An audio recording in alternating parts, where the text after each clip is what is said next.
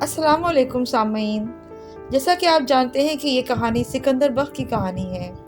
ایک ایسا نوجوان جو آرام و آسائش میں پلا، لندن میں تعلیم حاصل کرنے گیا اور وہاں اس کو پھر اچانک ہی ایسے حالات کا سامنا کرنا پڑا جس کی اس نے کبھی توقع بھی نہ کی تھی، اور پھر واپس آنے کے بعد بھی ایک حالات کا طوفان تھا جو اس کا منتظر تھا۔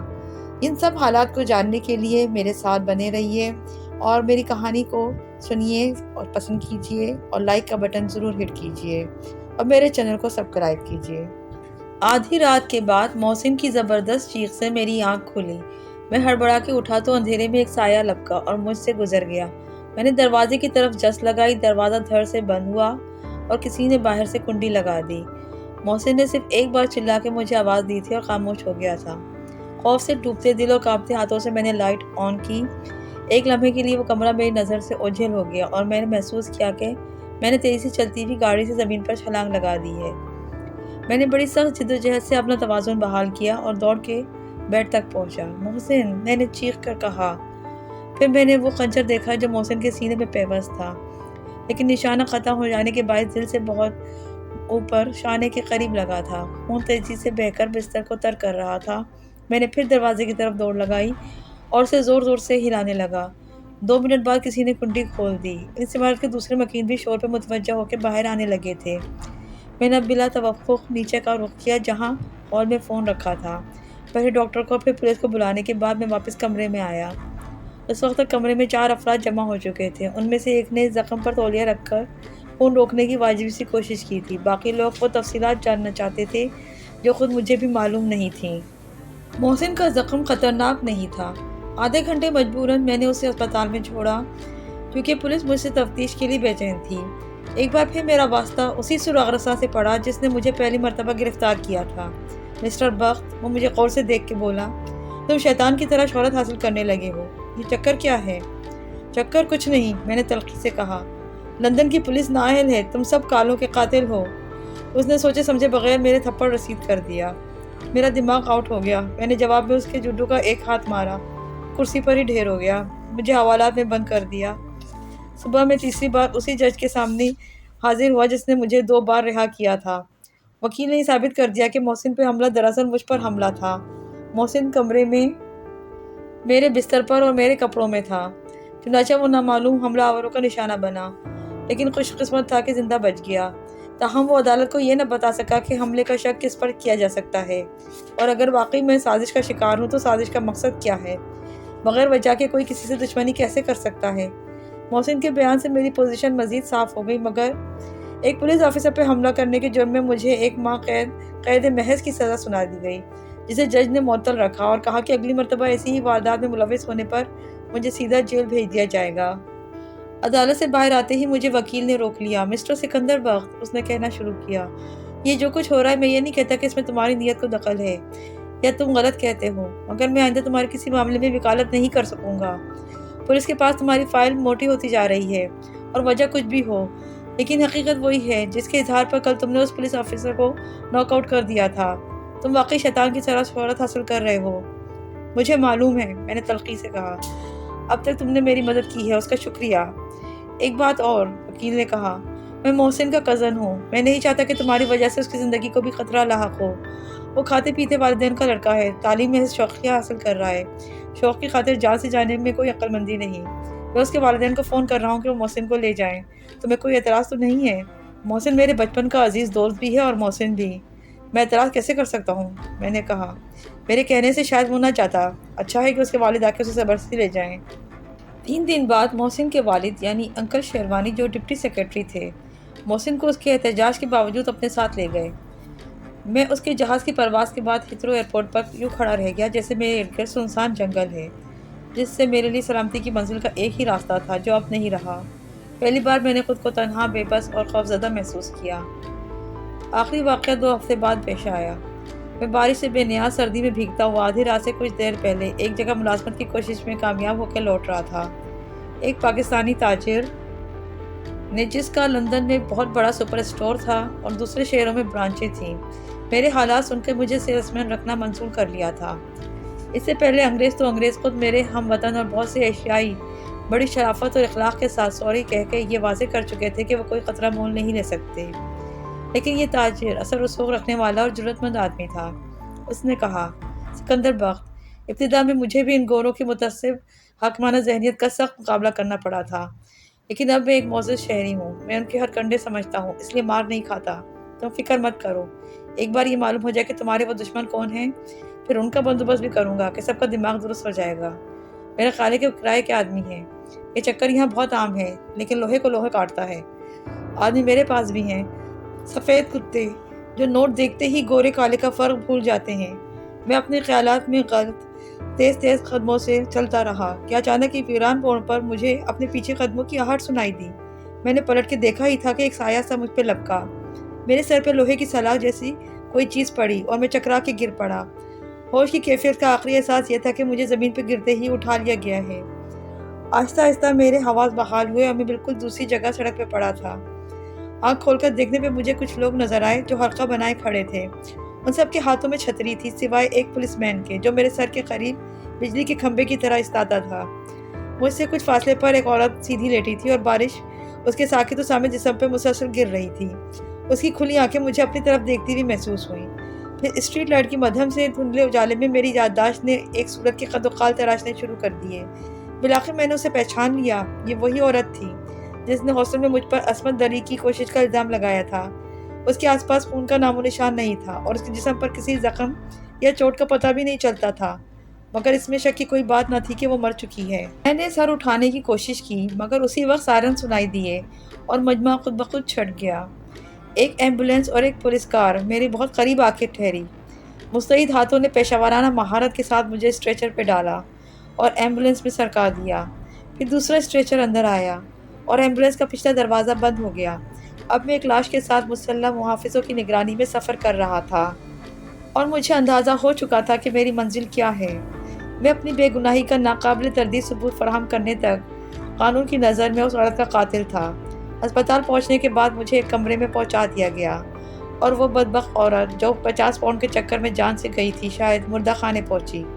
طبی معائنے کے دوران اور بعد میں ایک پولیس آفیسر اور سرار رضا ہمہ وقت سائے کی طرح میرے ساتھ رہے۔ ایک ہفتے کی تفتیش کے دوران نئے انکشافات نہیں ہوئے۔ اس عورت کو گلا گھونٹ کر ہلاک کیا گیا تھا مگر اس کی گردن پر میری انگلیوں کے نشانات نہیں پائے گئے تھے۔ میں نے الزام کی صحت اور اعتراف جرم سے صاف انکار کر دیا، لیکن اس بات کی وضاحت نہیں کر سکا کہ مجھے بے ہوش کر کے لاش کے قریب ڈال جانے کی کارروائی بھی میرے خلاف سازش تھی تو سازش کے محرکات کیا تھے اور سازش کرنے والے کون تھے۔ اسکاٹ لینڈ یارڈ کے ایک انتہائی سرد مزاج صورت سے بیوقوف نظر آنے والے مگر بہت ذہین اور عیار سرارسا نے میرے خلاف تمام واقعات کی ایک ضخیم فائل مرتب کر لی تھی، جس میں ترتیب وار ہاسٹل میں مقتول عورت کی ہنگامہ آرائی سے قبل تک کے تمام واقعات اور بیانات وغیرہ شامل تھے۔ میرے خلاف الزامات کی فہرست بہت طویل تھی۔ مسٹر سکندر بخت، اس نے صبح موقع پاتے ہی فائل کی ورق گردانی کرتے ہوئے کہا، تمہیں ہاسٹل میں نسلی منافرت اور تشدد پسندانہ خیالات کے اظہار پر وارننگ دی گئی تھی۔ وہ ایک تنگ نظر اور متصل بوڑھے یہودی کی معاندرانہ کارروائی تھی، میں نے کہا۔ پھر یہ مقتول عورت کا ہنگامہ تمہارے کمرے میں ہوا جو ہاسٹل کی تاریخ میں پہلے کبھی نہیں ہوا تھا۔ سرار رسا نے بات جاری رکھی، عدالت نے مجھے اس مقدمے سے باعزت طور پہ بری کر دیا تھا۔ سزا مقتول عورت کو ہوئی تھی، لیکن اس کے بعد پلاسٹک بم اس کمرے میں پھٹا جہاں سے تم کو نکالا گیا تھا اور تم شک کے فائدے پر چھوڑے گئے۔ سراغ رسا نے صفحہ پلٹ کے کہا، واردات میں 2 افراد ہلاک ہوئے تھے اور ہاسٹل کی تاریخ میں ایسی واردات پہلے کبھی نہیں ہوئی تھی۔ میرا ضبط جواب دینے لگا، گویا میری تاریخ ساز شخصیت ہے۔ پلیز شٹ اپ، سراغ رسا نے کہا، اس واردات کے بعد تمہیں نیک چلنی کی ضمانت پہ رہا کر دیا گیا تھا لیکن ہاسٹل سے نکال دیا گیا۔ تم نے ایک منشیات کے عادی اور منشیات کے دھندے میں ملوث ہپی کے گھر میں پناہ لی۔ یہ میرے لیے ایک انکشاف ہے، میں نے کہا، میں اس ہپی کو جانتا نہیں تھا۔ وہیں تم قاتلانہ حملے کی ایک اور واردات میں ملوث ہوئے، پھر تم نے تفتیش کرنے والے پولیس آفیسر پہ حملہ کیا، چنانچہ تمہیں 1 ماہ قید کی سزا دی گئی جو معطل رکھی گئی تھی۔ اس نے مزید چند صفحے پلٹ کے کہا، اس پولیس آفیسر نے مجھے گالی دی تھی، میں نے چیخ کر کہا، اور جو شخص زخمی ہوا تھا وہ میرا عزیز ترین دوست تھا۔ حملہ مجھ پر کیا گیا تھا۔ تم جج کے اس سوال کا جواب نہیں دے سکے تھے کہ تمہارے خلاف سازش کا جواز کیا ہے۔ وہ اسی سرد موری سے بولا، اور خود تمہارے وکیل نے آئندہ کے لیے تمہاری پیروی کرنے سے انکار کر دیا تھا۔ اس کی خدمات رضاکارانہ تھیں، میں نے برہمی سے کہا۔ اب تازہ ترین حادثہ اس عورت کے قتل کا ہے جس نے پہلی بار تم پر سنگین الزام عائد کیا، اور اس طرح وہ تمہارے حوصلے کے اخراج کا اور تمہارے کیریئر کے خاتمے کا سبب بنی تھی۔ سراغ رسا نے فائل رکھ کے اور مجھ پہ نظر جما کے کہا، کیا یہ فرض نہیں کیا جا سکتا کہ تم نے سامنا ہوتے ہی انتقامی جذبات سے مغلوب ہو کے اس کا گلا گھونٹ دیا؟ تم اب تک یہ ثابت نہیں کر سکے ہو کہ تم پر کسی نامعلوم شخص نے جائے واردات سے دور حملہ کیا تھا۔ تو میرے سر پہ ڈنڈا یا سریا کس نے مارا تھا؟ خود میں نے بھنا کے کہا۔ سراغ رسا نے نفی میں سر ہلایا اور فائل کا ایک اور صفحہ پلٹا۔ میڈیکل رپورٹ میں سریے ڈنڈے کا کوئی ذکر نہیں، تمہارے سر پہ پتھر لگا تھا، غالباً چوٹ گرنے سے آئی تھی۔ تم مسٹر اقبال سے واقف ہو؟ ہاں، میں نے جوش سے کہا، وہ بہت بڑے بزنس مین ہیں، انہوں نے مجھے سیلز مین کی جگہ دی تھی، اور تم رات 11 بجے کے قریب ان کے گھر سے رخصت ہوئے تھے۔ سراغ رسا نے مزید صفحات پلٹے۔ ان کے بیان کے مطابق تم 11:05 پر گئے تھے۔ یہ واردات ان کے گھر سے 200 گز کے فاصلے پہ ہوئی ہے، اور میڈیکل رپورٹ میں واردات کا وقت 11 سے 12 کے درمیان کا ہے۔ تمہارا کمرہ اس جگہ سے 2 میل دور ہے، ٹیکسی سے صرف 10 منٹ کی مسافت پر، مگر تمہارا بیان ہے کہ تم پر حملہ 12 بجے کے قریب ہوا۔ میں پیدل گیا تھا، میں نے کہا، اور ٹیکسی کی طرح دوڑ نہیں سکتا تھا، میں سیر کرنا چاہتا تھا۔ بارش کے باوجود؟ سراغ رسا طنز سے مسکرایا۔ شاید یہ بات تمہیں یاد نہیں رہی۔ مجھے بارش میں پیدل چلنے کا قبض ہے، میں نے کہا۔ کیا میرا شوق خلاف قانون ہے؟ ویسے میں ٹیکسی تلاش کر رہا تھا۔ سراغ رسا مجھے معنی خیز نظروں سے دیکھتا رہا۔ تم نے اس عورت کو قتل کیا ہے، اس نے قطعی لہجے میں کہا۔ تم کسی طرح مجھے اعتراف جرم پہ مجبور نہیں کر سکتے، میں نے کہا۔ میرے وکیل نے سفارت خانے کو بھی مطلع کر دیا ہے، تم اپنے 3rd ڈگری کے طریقے استعمال نہیں کر سکو گے۔ آخر تم لوگ شرلاک ہومز کے طریقے کیوں نہیں استعمال کرتے؟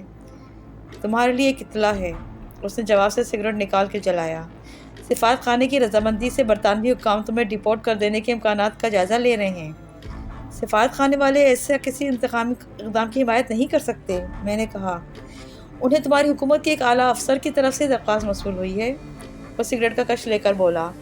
وہ افسر تمہاری وزارت خارجہ کا ڈپٹی سیکریٹری ہے، اور تمہارے دوست سید محسن رضا کا باپ ہے، جو پہلے ہی پاکستان جا چکا ہے۔ یہ انکشاف واقعی افسوسناک تھا۔ محسن نے خلوص نیت سے میری ذلت و رسوائی کا سامان کر دیا تھا۔ اگر تم پر یہ الزام ثابت نہ ہوا، جس کا امکان بہت کم ہے، تو تم رہائی کے فوراً بعد ناپسندیدہ شخص قرار دے کر نکال دیے جاؤ گے، ورنہ جیل کاٹنے کے بعد۔ اس نے اپنے رویے کی بے نیازی کا انداز برقرار رکھا۔ ایک بات اور بھی ہے، مقتول عورت سوہو کے علاقے کی ایک 3rd ریٹ قصبی تھی، اور 1 ماہ کی جیل کاٹ کے پیرول پہ رہا ہوئی تھی، صرف 1 دن پہلے۔ یہ تم جانتے ہی ہو کہ سزا اس کو تم پر الزام تراشی کے جرم میں ہوئی تھی۔ تم اپنے نظام انصاف کی غیر جانبداری دیکھو، میں نے تلخی سے کہا۔ جرم مجھ پہ ثابت ہو جاتا یا کر دیا جاتا تو مجھے کتنی لمبی جیل کاٹنی پڑتی۔ وہ تو خدا کا شکر ہے کہ مقتول عورت نے خود ہی اقبال جرم کر لیا تھا، مگر اس کے باوجود ایک سازش میں ساتھ دینے، میری رسوائی کا سبب بننے، اور میرے کمرے میں ناجائز طور پر داخل ہونے اور دیگر جرائم کی مرتکب ہونے کے باوجود اسے کم سے کم سزا دی گئی، جو اس نے نصف کاٹی۔ کل رات 2 افراد اس سے ملنے آئے تھے، سراغ رسا نے میری بات سننے کے بعد کہا۔ پڑوس کی ایک مقبوط الحواس بڑھیا نے ان دونوں کو دیکھا تھا، جس کی سماعت اور بصارت بھی قابل اعتبار نہیں۔ اس کے کہنے کے مطابق وہ دونوں ایشیائی تھے، ایک دراز قد اور خوشحال، دوسرا پستہ قد اور نوکر ٹائپ۔ جھگڑے کی آواز پہ بڑھیا متوجہ ہوئی تھی۔ اس نے چیخ کر کہا تھا کہ ہاں، میں نے سب کچھ بتا دیا ہے کیونکہ تم نے بدعہدی کی تھی۔ جواب میں دراز قد نے کہا تھا کہ ہم بہت جلد تمہارا حساب بے باک کر دیں گے۔ ان دونوں کا حوالہ مقتولہ نے مقدمے کی سماعت کے دوران بھی دیا تھا۔ کیا تم اس سلسلے میں کچھ بتا سکتے ہو؟ تمہاری ذات ان معاملات سے متعلق رہی ہے۔ متعلق تو جج کی ذات بھی رہی ہے، تم نے اس سے پوچھا؟ میں نے جل بھن کر کہا۔ 1 ہفتے بعد تفتیش کے مراحل تقریباً مکمل ہو چکے تھے، اور مجھے فرد جرم کے ساتھ عدالت میں پیش کرنے کے انتظامات ہو رہے تھے۔ رات کے وقت مجھے ملاقات کے لیے علیحدہ کمرے میں لے جایا گیا۔ اس کمرے میں صرف وکیل کو مجھ سے تقریر میں بات کرنے کا حق حاصل تھا، اور وکیل ایک بار مجھ سے ملاقات کر کے جا چکا تھا۔ اس وقت یوں بھی ملاقات خلاف ضابطہ تھی، چنانچہ میں سوچ رہا تھا کہ آنے والا کون ہو سکتا ہے۔ کمرے میں قدم رکھتے ہی میں نے 70 برس کے دراز قامت اور دبلے پتلے انگریز کو دیکھا، جس نے انتہائی بیش قیمت سوٹ پہن رکھا تھا اور ہاتھ میں عصا لیے بالکل سیدھا کھڑا تھا، جس کا سرخ و سفید متکبر چہرہ حاکمیت کے جلال اور دولت مندی کے نسلی برتری کے احساس کا آئینہ دار تھا۔ میں نے اسے فوراً پہچان لیا۔ وہ سابق غلام ہندوستان کے ایک صوبے کا وہی متعصب اور تنگ نظر لیفٹیننٹ گورنر تھا۔ مسٹر سکندر بغ، اس نے بڑی نخوت کے ساتھ مسافہ کیے بغیر کہا، تم نے شاید مجھے پہچانا نہیں۔ میں نے پہچان لیا ہے اور اسی لیے میں حیران ہوں۔ میں نے کہا، کیا آپ تابوت میں آخری کیل ٹھوکنے آئے ہیں؟ اس کا چہرہ بگڑ گیا۔ کاش یہ ممکن ہوتا، وہ بولا، لیکن میری ایک لڑکی ہے، صرف ایک۔ میں اسے اچھی طرح جانتا ہوں، میں نے مسکرا کے کہا، اس کا نام مارگریٹ ہے اور وہ مجھ سے شادی کرنا چاہتی ہے۔ یہی تو میری بدقسمتی ہے، اس نے منہ دیوار کی طرف رکھتے ہوئے کہا، کہ وہ اپنی ماں پہ گئی ہے۔ اس کی ماں بھی ایک اسٹینو پرنس کے ساتھ جانا چاہتی تھی۔ اب زندگی میں دوسری بار میری عزت خطرے میں ہے۔ تم اس خطرے کا وہی تدارک کر سکتے ہو، پہلی بار عزت کیسے بچائی تھی تم نے؟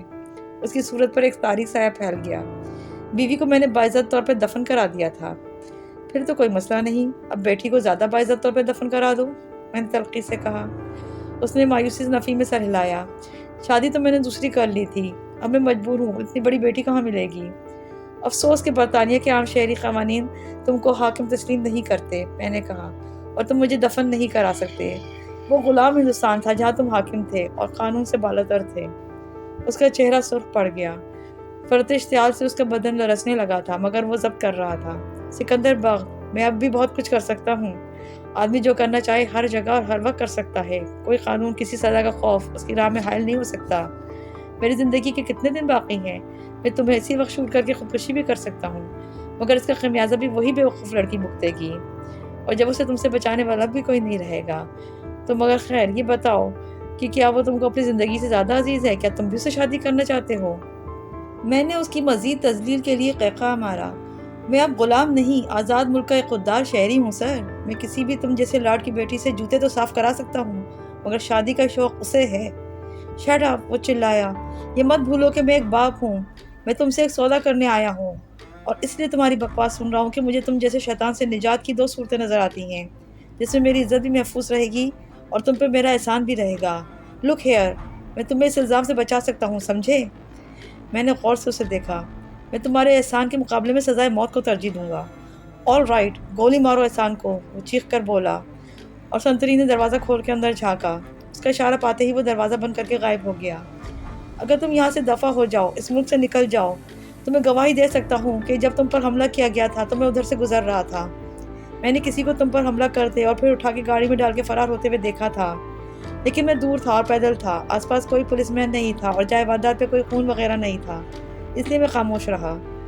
ایک عیار سراغساں تم سے پوچھے گا، سر، شاید آپ کو یاد نہیں رہا، اس وقت بارش ہو رہی تھی اور آپ لارڈ ہیں، آپ پیدل کیوں تھے؟ میں نے طنز اور تمسخر کے ساتھ کہا، مائی فٹ، کوئی سراغساں مجھ سے کچھ نہیں پوچھے گا۔ مجھے کب تھے بارش میں پیدل چلنے کا؟ 70 سال کا بوڑھا قبطی اور سنکی ہوتا ہے۔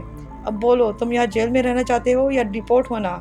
وہ بولا، ڈیپورٹ ہونا میرے لیے باعث مسرت ہوگا، میں نے کہا، بشرطے کہ مارگریٹ میرے فراق میں خودکشی نہ کر لے۔ اس نے اطمینان کی گہری سانس لی اور چھڑی کو بڑے وقار سے گھماتا ہوا دروازے کی طرف بڑھا۔ اسے میں سمجھا لوں گا، لارڈ جیمز۔ دروازے کے قریب میں نے اسے روک لیا۔ آئی ایم سوری، میں نے صدقے دل کے ساتھ کہا، اور میں آپ کے اس احسان کو ہمیشہ یاد رکھوں گا۔ انسانی رشتوں کی آبرو کا رنگ سے کوئی تعلق نہیں۔ اس نے رک کے مجھے دیکھا، ہاتھ بڑھا کے مصافحہ کیا اور باہر نکل گیا۔ جب مجھے ڈیپورٹ کیا گیا تو الوداع کہنے کے لیے آنے والے صرف 2 افراد تھے، ایک لارڈ جیمز اور دوسری اس کی بیٹی مارگریٹ، اور وہ اتنی افسردہ تھی کہ میرے لیے اس سے نگاہ ملانا بھی دشوار تھی۔ میرے ذہن میں وہ شام تھی جب ایک احمقانہ کمینی خواہش کے تحت میں نے اس کے آباء و اجداد کی محکومی کا انتقام لینے کے بارے میں سوچا تھا۔ جہاز کے ٹیک آف کرنے میں آدھا گھنٹہ باقی تھا جب اچانک اناؤنسر کی آواز نے ہر سمت سے مجھے پکارنا شروع کیا، مسٹر سکندر بغ، جہاں بھی ہوں PI کے کاؤنٹر پہ آ جائیں۔ ہیلو، اٹینشن، مسٹر سکندر بغ۔ کاؤنٹر پہ ایک نکچڑی لڑکی نے غور سے مجھے دیکھا۔ آپ سکندر بغ تھے؟ وہ تقریباً ڈانٹ کر بولی۔ جی، اپنا پاسپورٹ دکھاؤں؟ میں نے کہا، یا حلف نامہ داخل کروں؟ جواب دیے بغیر اس نے ایک لمبوترا سا خاکی لفافہ میری طرف بڑھا دیا۔ آپ کے لیے۔ میں نے لفافہ لے لیا، اس پہ میرا ہی نام لکھا ہوا تھا۔ یہ کس نے دیا ہے؟ میں نے کہا۔ ایک بچہ تھا، نکچڑی لڑکی نے کہا۔ میں نے اس کا نام بھی نہیں پوچھا، یہ بھی نہیں پوچھا کہ اس کو یہ خط کس نے دیا تھا؟ میں نے کہا، جی نہیں، ویسے آپ اس کو لینے کے پابند نہیں ہیں، نکچڑی لڑکی بولی۔ اس منطق کا کوئی جواب نہیں تھا، اس لیے میں نے لفافہ جیب میں ڈال لیا۔ اس میں صرف کاغذات تھے، چنانچہ تشویش کی کوئی بات نہ تھی۔ لفافے کے بجائے کوئی پیکٹ ہوتا تو میں خود اس نکچڑی لڑکی سے کہتا کہ میں اسے لینے کا پابند نہیں۔ اگر بعد میں پارسل دھماکے سے پھٹ جاتا تو مجھے قطعی افسوس نہ ہوتا۔ شاید نئے کاؤنٹر پہ آنے والی نئی لڑکی زیادہ خوبصورت اور کم بد اخلاق ہوتی۔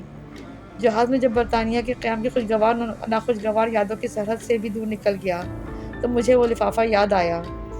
لفافے میں سے ٹائپ کیے ہوئے چند صفحات پہ مشتمل ایک خط برآمد ہوا جو مجھے مخاطب کر کے لکھا گیا تھا، لیکن خط کے آخر میں لکھنے والے نے اپنا نام و نشان کچھ نہیں دیا تھا۔ چند سطور پڑھنے کے بعد مجھے اندازہ ہو گیا کہ ٹائپ کرنے کا مقصد اپنے ہاتھ کی تحریر دینے سے گریز کے سوا کچھ نہیں تھا۔ عبارت ٹھیک تھی مگر ٹائپ کی غلطیاں بے شمار تھیں۔ اس نے لکھا تھا، ڈیئر کبیر خان، میں نے ایک بار ٹیلی فون کر کے تمہیں بتانے کی کوشش کی تھی کہ تمہارے والد خیریت سے نہیں ہیں اور تمہیں فوراً وطن جا کے حالات کو سنبھالنا چاہیے، لیکن تم نے میری بات پر سنجیدگی سے غور نہیں کیا۔ میں نے تمہیں محتاط رہنے کا مشورہ دیا تھا جسے تم نے اہمیت نہیں دی۔ نتیجہ یہ کہ تمہارے خلاف سازش کا جال پھیلانے والے تمہارے لیے مسلسل پریشانی کے اسباب پیدا کرتے رہے۔ یہ تمہاری خوش قسمتی ہے کہ اندازوں کی غلطی اور اتفاقات کے باعث تم خیر و عافیت کے ساتھ واپس لوٹ رہے ہو۔ تاہم تمہارے عزم و ہمت اور صبر و استقامت کی آزمائش کے تمام مرحلے ابھی تمام نہیں ہوئے اور تم بدستور خطرات کے حصار میں ہو۔ اگر تم میری دوسری بار فون کرنے پر ہوٹل کے کمرہ نمبر 203 میں آ جاتے تو یہ خط لکھنے کی ضرورت نہ پڑتی اور میں بالمشافہ تمہیں بہت کچھ بتا دیتا۔ شاید بر وقت اصل حقائق سے باخبر ہو جانے کے بعد تمہارے شکوک رفع ہو جاتے اور تم فوری طور پہ کوئی قدم اٹھاتے تو بہتری کی صورت پیدا ہو جاتی۔ افسوس یہ ہے کہ تم نے مجھے اپنا خیر خواہ تسلیم نہیں کیا۔ ممکن ہے تمہیں بزدل کر دیا گیا ہو۔ لندن سے آتے جاتے میں نے بہت سے خطرات مول کے تمہیں خبردار کرنا چاہا تھا مگر مجھے ناکامی ہوئی، اور تیسری بار لندن سے گزرتے ہوئے مجھے تمہارے حالات کے مزید ابتر ہو جانے کی اطلاع ملی تو میں افسوس کے سوا کچھ نہ کر سکا۔ مجبوراً یہ خط ارسال کر رہا ہوں جس کے بارے میں مجھے بہت کم امید ہے کہ تم تک پہنچ جائے گا، اور اگر پہنچا تو ممکن ہے کہ اس کی خبر بھی دشمنوں تک پہنچ جائے۔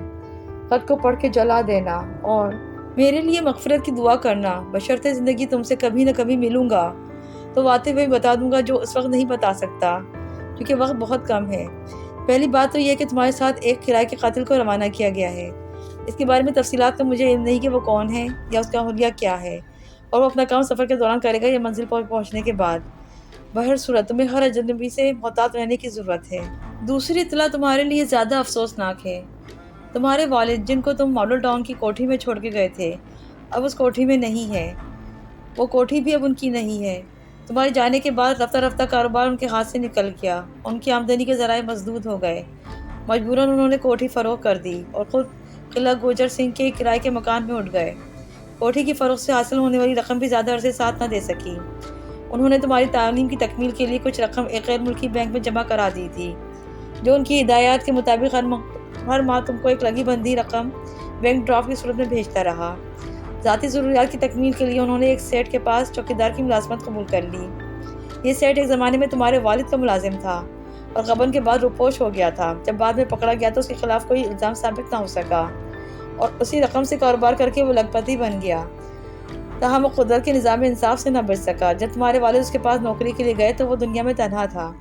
اس کے بیوی بچے مری سے لوٹتے ہوئے کار کے ایک حادثے میں ہلاک ہو گئے تھے۔ اس نے ترس کھا کر اپنے سابق آقا کو نوکری پر رکھ لیا۔ بیماری کے باعث وہ کوئی سخت محنت طلب کام نہیں کر سکتے تھے، چنانچہ ان کو کمروں کی اور فرنیچر کی جھاڑ پوچھ کے کام پر لگا دیا گیا۔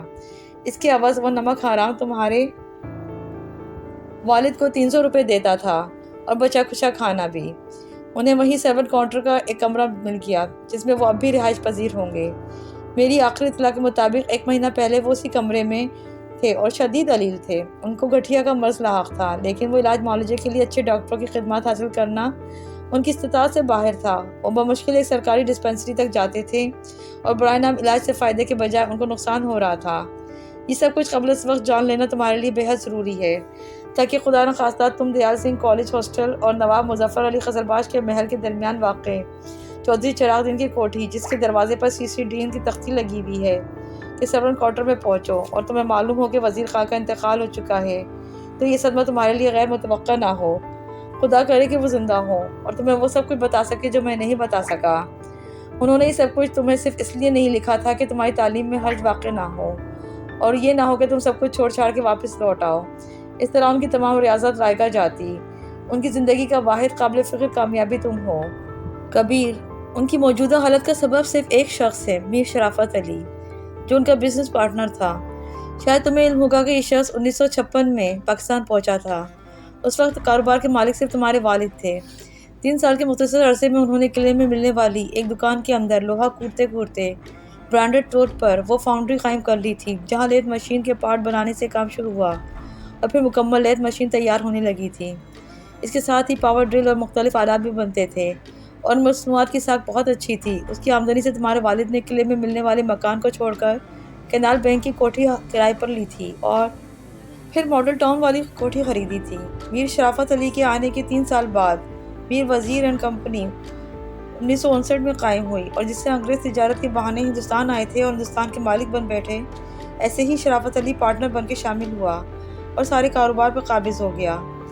کاغذی دستاویزات میں ہر سال درج ہونے والے منافع کا آدھا حصہ تمہارے والد کو ملتا رہا، لیکن صرف اس حد تک کہ وہ منافع کی وصولی کے کاغذات پہ اپنے دستخط ثبت کرتے تھے۔ منافع کی رقم شرافت علی کے کسی اکاؤنٹ میں چلی جاتی تھی جو اس نے مختلف بینکوں میں اپنے بیوی بچوں کے نام پہ کھول رکھے تھے۔ اس طرح میر شرافت علی پر بلیک میلنگ کر کے کوئی رقم وصول کرنے کا الزام نہیں آتا تھا۔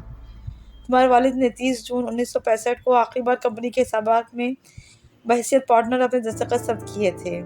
نفع نقصان کی بیلنس شیٹ دیکھی تھی جس کے مطابق ان کے حصے کا نفع تمام اخراجات وصل کرنے کے بعد نقد 3.5 لاکھ روپے بنتا تھا اور اپنے سرونٹ کوارٹر لوٹ گئے تھے۔ 30,000 ماہانہ کی آمدنی کا مالک 300 روپے ماہوار پر اپنے ایک ملازم کا ادنیٰ ملازم ہو گیا تھا۔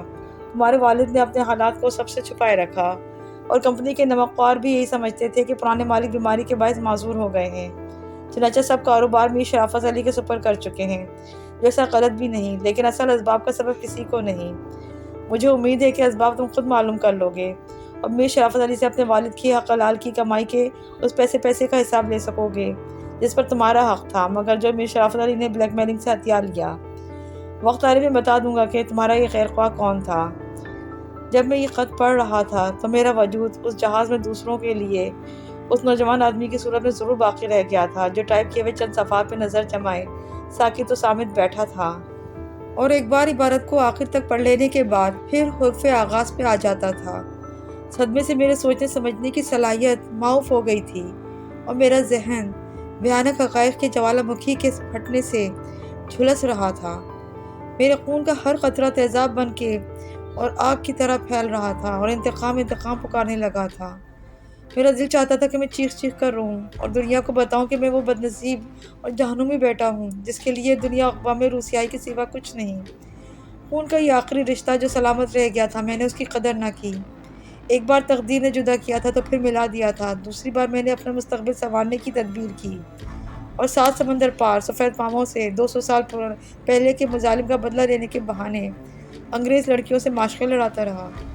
سامعین، ناول کے اس پارٹ کو اب ہم یہی ختم کر رہے ہیں۔ مزید کہانی کے لیے اب اگلی ویڈیو کا انتظار کیجیے اور پلیز میرے چینل کو سبسکرائب کیجیے اور لائک کا بٹن ضرور ہٹ کیجیے۔